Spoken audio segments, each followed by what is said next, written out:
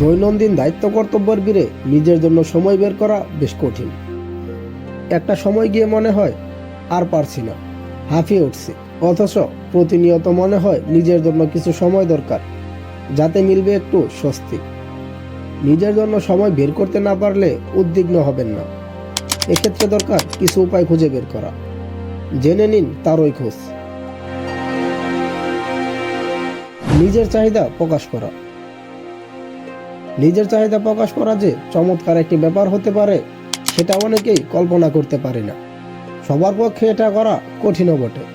তারপরও মানসিক সুস্বাস্থ্যের জন্য নিজের চাহিদা প্রকাশ করা অন্যতম উপায়। আপনার আশেপাশে সবাই হয়তো জানেন নিজের জন্য আপনার আরও একটু বেশি সময় দরকার। সেক্ষেত্রে আপনি যদি তা সুন্দরভাবে উপস্থাপনা করতে পারেন, দেখবেন এটা আপনার জন্য কি দারুণ কাজে দিচ্ছে। দুপুরে একা একা খান।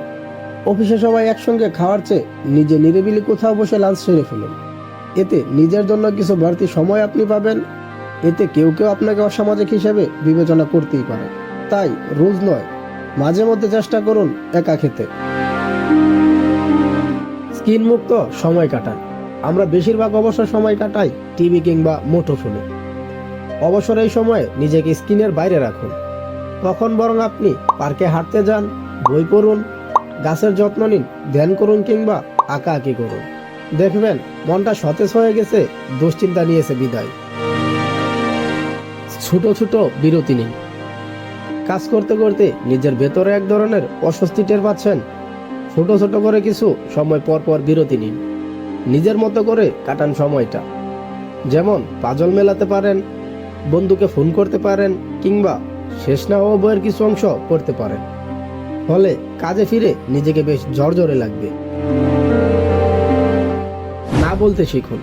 কোনো কোনো পরিস্থিতি মোকাবেলা করার জন্য আপনি হয়তো হ্যাঁ বলে দিচ্ছেন, কিন্তু এটা আপনার জন্য কখনো কখনো বিশাল চাপ হয়ে উঠবে।